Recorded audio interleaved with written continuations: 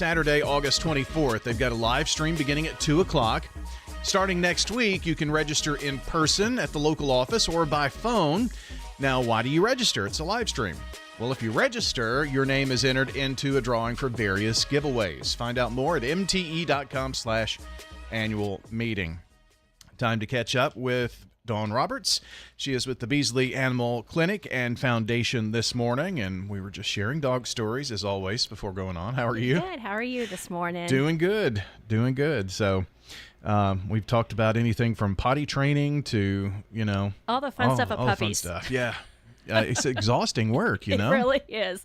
Me and my husband say we're too old to have a puppy. I'm beginning to think that. Yeah. This may be the last puppy. Maybe we'll go with, a little older dog next time. But anyway, good times. And you've got a lot of things to talk about. And August, of course, being National Pet Immunization Awareness Month. So we'll talk about that coming up here as well. But want to make sure we spend plenty of time talking about some events you've got going on. Yeah, so just a couple weeks ago, we had a trivia night, and we had a great turnout, and it was lots of fun. Family Pet Health hosted it for us. Brainiac Trivia was there to give us a lot of fun, and then Just to Smoke in there provided a really good meal. So cool. The best news is that we were able to raise over $1,500 for our Oliver Pet Assistance Fund. So that fund provides grants to pet owners that need urgent care for their pets that we at Beesley Clinic can't do. So we partner with, community partners that way to help them get their vet care that they need for their pets so they can stay with the families. So that the Oliver Pet Assistance Fund is, for something that you can't do there, and that person might not be able to get that care without some help. Absolutely. Yeah. It helps bridge the, access to care. There's things that come up. It's urgent. They have to have a good prognosis after the treatment. I mean, we do a lot. Dentals have been really popular. I mean, we've done a heartworm treatment, disease treatment. We had pet had a mass removed. So it really does change the lives of these pets and for the pet owners. And, it helps keep families together so they don't have to make a difficult decision that they can't get the care for their pet. Named after former executive director Amanda Oliver, who was really kind of working on trying to launch something like that, wasn't she, when she passed? Yeah. Unfortunately, that was one of the last projects that I worked on with her before her sudden passing. So it gives me great honor to be able to do this in her memory. Well, that's great. And thanks to Family Pet Health for hosting that. They have a really neat, I don't know what you call it. It's an auxiliary building that's right there next to where the clinic is. Right. Yeah. And this trivia series was actually, it helped 4 different charities. So, So I think they're having one September. I don't know the exact date, but it's, they're doing it to help another charity out. So awesome. Good stuff there. Yes. And you've got Barks and Bourbon coming up, and I don't know why, but Frida Morgan comes into mind every time. I think if she was on here a couple of years ago talking about Barks and Bourbon, but I think about my friend Frida. Yes. But that's coming up, isn't it? It is. Yep. September 26th this year. So it's a Thursday night. We've got a great line of distilleries coming out. You can come and do some tastings, chat with these folks about, their products and everything, and just enjoy a really nice casual evening at a beautiful facility. Tickets are available now. And there you can find that on our website, or there's Barks and Bourbon Facebook page, or they also have a website, Barks and Bourbon. So, okay. Yes. Good. And this all helps the foundation continue to do what it does. Absolutely. Yeah. So all proceeds benefit our programs, our various programs and things like that. So maybe just give us a brief overview of some of that. What does the foundation do? The clinic and foundation are separate entities, but still working toward the same goal here. Yeah. So the Beesley Animal Clinic is one of our programs under the foundation umbrella. They're our biggest program. They're the ones that we do the, spay and neuter. We provide financial assistance through the generosity of community, of individuals, grants and everything to help, spay. We want to spay and neuter as many pets as we can to stop the overpopulation. There is just way too many pets and not enough homes. So we were just talking about that, weren't we? So we're truly in a crisis situation. So then we do preventative care, which includes vaccinations, heartworm testing. We do combo testing for cats. We sell preventatives. It's kind of just helping, do exams to kind of see things that, just try to keep these pets healthy for these pet owners.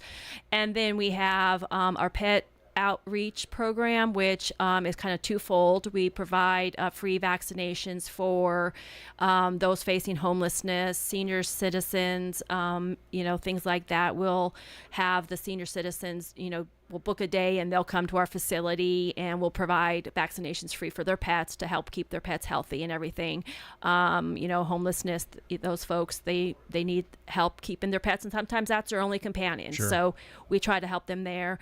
And then we have a food distribution program where we'll give dog and cat food out to various facilities and organizations in our community, but we also distribute it now quarterly out of our facility too, once a quarter. So offhand, I cannot remember what date that is, and Katie's going to kill me because I can't remember, but it's on our website. I'll look it up.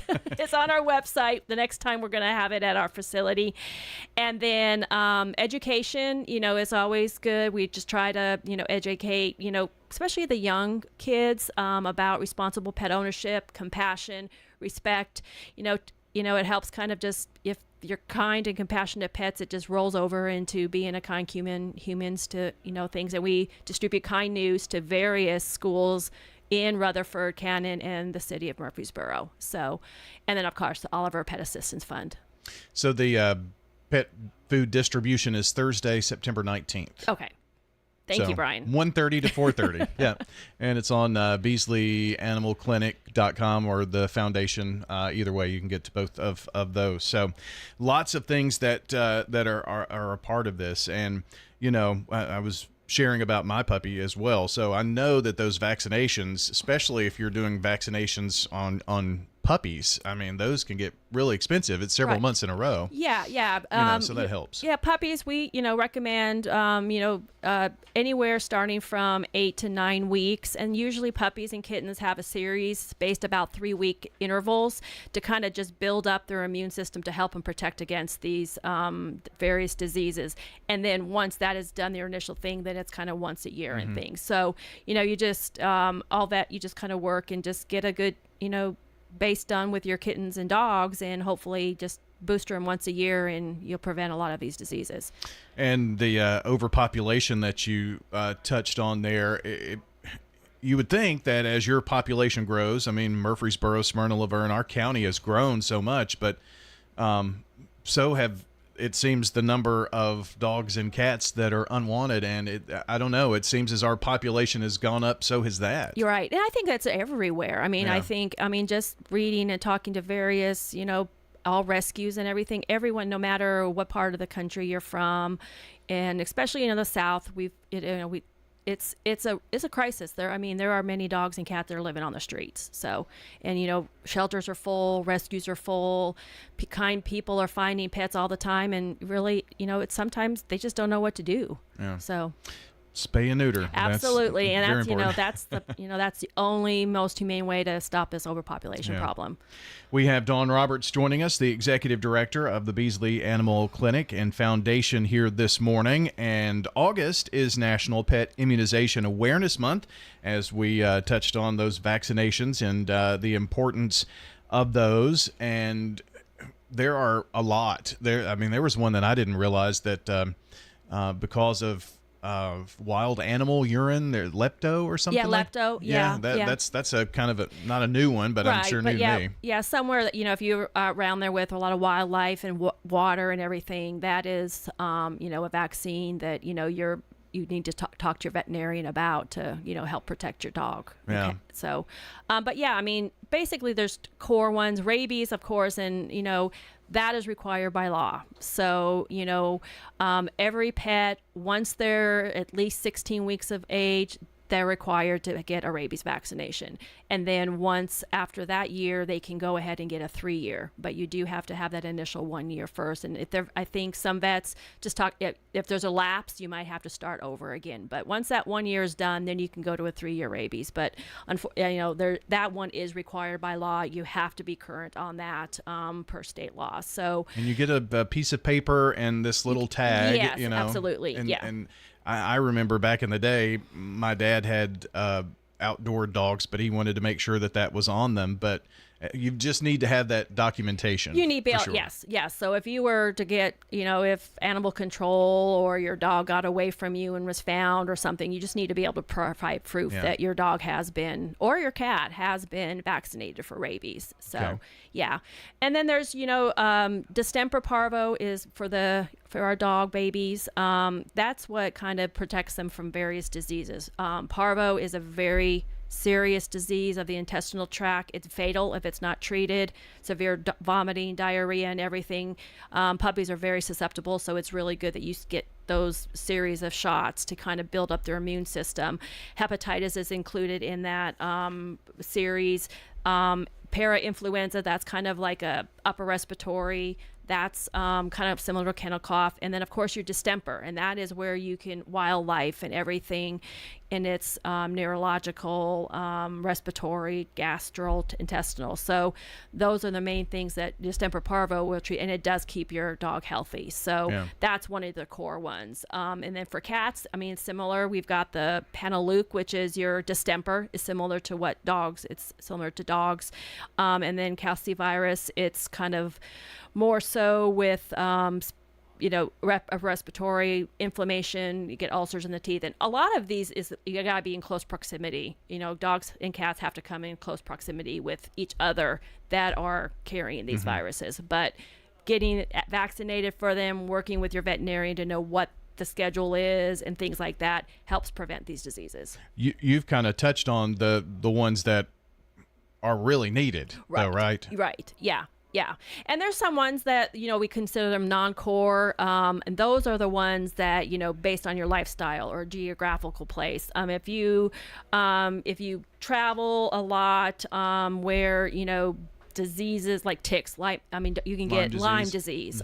So, it's Bordetella and canine influenza is another one that, if you're going to be traveling and you want to board your pet, or you even travel to different areas or daycare or where they're going to have a lot of exposure to a lot of strange animals, strange dogs, you probably want to get the Bordetella canine influenza vaccine. But that's where you just have to work very closely with your veterinarian to make sure that's right for your pet. Is Bordetella the kennel cough? It's a kennel cough, okay. Yes. Yeah. And so they've added, a couple years ago we had that breakout of canine influenza. So now that's a new one that a lot of these boarding facilities have added, and to try to keep it from you're getting an upper respiratory infection and flu and things like that, which, I think dogs became very, very sick with the flu. So, you just, depending on your lifestyle and things, but that's where you just have a good relationship with your veterinarian. Now, would maybe some of those daycares or boarding facilities, they're probably requiring Bordetella. Absolutely. Yeah. Yes. Yeah. Most of them are. So that's why you just always want to check. I was telling you, I'm taking mine to a meet and greet for doggy daycare, and they are requiring that. So I had to kind of make sure that he's up to date on that. You want to kind of just make sure that work with your veterinarian. Do you want to get all four at the same time, or kind of spread them out? If they're not current on rabies and distemper, you might want to kind of give yourself enough time so you don't have to give your pet all four of them at the same time. That is a lot to put in, a pet's body. So and if you're around friends who have dogs, dog parks, that kind of thing, it's important. Absolutely. Yeah. So you mentioned the core, and then there are kind of the non-core. Non-core? Yeah. Okay. Yeah, and then when you get talking about cats, if they're outside cats, you're looking at, feline leukemia. You can get tested for that to make sure that the cat is negative for that, and then you want to vaccinate for that, so that, if they're outside and they have exposure to that, you keep them from, safe from getting the leukemia. All vaccinated, it's not 100% proof that you're not, but it does boost their immunity so they can fight it off, and the chances are much less that they're going to come down with this disease. And I guess finally here, just make sure you talk with your veterinarian about what's necessary. And if you don't know, maybe you have a new dog, you don't really know their vaccination history, it's important to get that up to date. Absolutely. Yeah. You always, as always, a responsible pet owner is just having a good relationship with your veterinarian. They're going to know what's best for you and your lifestyle, and just talk that through with them. Very good. Well, Barks and Bourbon, let me remind you, coming up on September the 26th. I'm not sure if we have another chance that you're here before that or not, but we'll keep reminding. I think so. I think we have one more time, So we'll remind you several times here, and we'll get that on our Good Neighbor Events calendar as well. And Dawn, thanks for coming in. I appreciate it. Thank you for having me. Always. From the Beesley Animal Clinic and Foundation, Dawn Roberts joining us. And if you missed part of the program now, the podcast will be up shortly at WGNSradio.com under podcast and Rutherford Issues. Have a good day. Hello, friends. Lenny Farmer